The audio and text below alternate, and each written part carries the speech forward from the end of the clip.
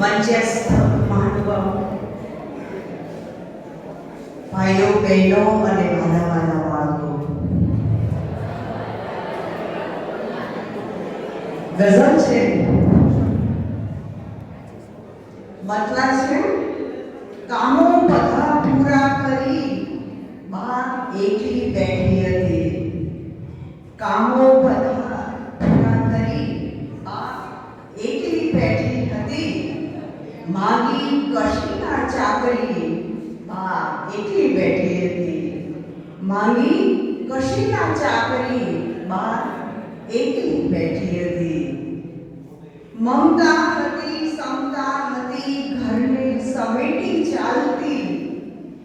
મમતા હતી, સમતા હતી, ઘરને સમેટી ચાલતી. કેવી પરીક્ષા આકરી બા એકલી બેઠી હતી. કેવી પરીક્ષા આકરી બા એકલી બેઠી હતી. જોડી કરી ઝુલાવતો ખૂણે હતો એ ખાટલો. જોડી કરી ઝુલાવતો ખૂણે હતો એ ખાટલો. એ ઝાડમાંની કાંકરી બા એકલી બેઠી હતી. એ ઝાડમાંની કાંકરી બા એકલી બેઠી હતી. રેશમ બનાવી જિંદગી સંતાનની. રેશમ બનાવી જિંદગી સંતાનની ને એમણે ફેંકી જ દીધી ખાકરી બા એકલી બેઠી હતી. ફેંકી જ દીધી ખાકરી બા એકલી બેઠી હતી. ને અંતિમ શેર છે ફફડે નહીં ફરકે ધજા ત્યારે અહીં ઈશ્વર મળે. ફફડે નહીં ફરકે ધજા ત્યારે અહીં ઈશ્વર મળે. બાની જ સેવા ના કરી બા એકલી બેઠી હતી. બાની જ સેવા ના કરી બા એકલી બેઠી હતી. ને બીજી રચના છે જિંદગીએ એમ લીધી દાવ પર. જિંદગીએ એમ લીધી દાવ પર. રોજ છાંટે જેમ મીઠું ઘાવ પર. રોજ છાંટે જેમ મીઠું ઘાવ પર. ન્યાય માટે તે વચન આપ્યું હતું. ન્યાય માટે તે વચન આપ્યું હતું. તે છતાં નાખી નજર ના રાવ પર. તે છતાં નાખી નજર ના તે રાવ પર. હું ગણતરીથી કદી ચાલી નથી. હું ગણતરીથી કદી ચાલી નથી. વસ્તુ સમજી તે જ મૂકી ભાવ પર. વસ્તુ સમજી તે જ મૂકી ભાવ પર. જિંદગીની ત્યારથી જીતી શકી પારુલ. જિંદગીને ત્યારથી જીતી શકી. જાતને જ્યારે લગાવી દાવ પર. જાતને જ્યારે લગાવી દાવ પર. ને અંતિમ શેર છે દાદ માટે ક્યાં લખી છે આ ગઝલ.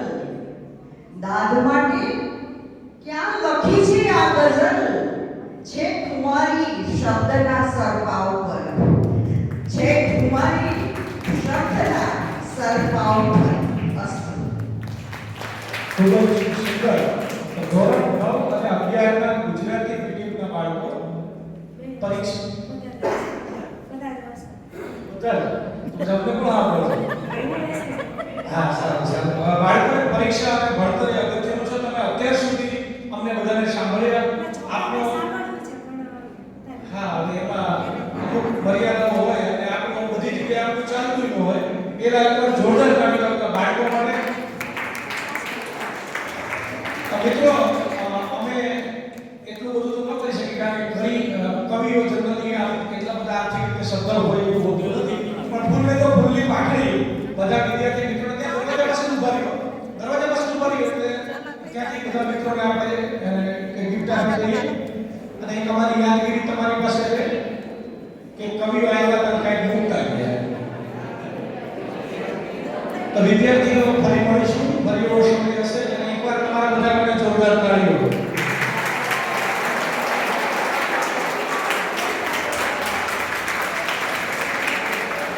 ગુજરાતને, ભારતને સારા એન્જિનિયર, સારા ડોક્ટર, સારા ટીચર્સ, સારા ભારતના નાગરિકો તો આમાંથી મળશે, પણ બે પાંચ કવિઓ પણ મળશે એવી આશા સાથે તમને વિદાય આપીએ છીએ. કે અમારામાંથી ક્યારેક કવિઓ હશે અને અમે એને સાંભળતા રહીશું.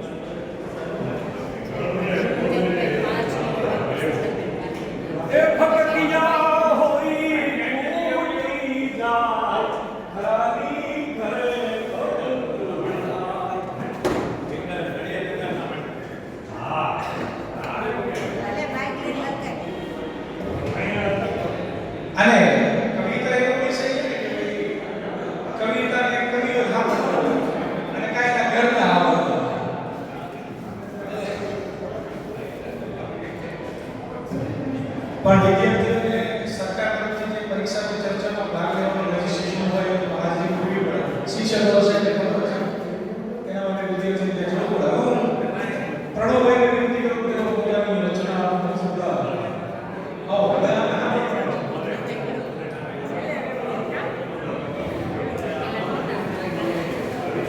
હવે આ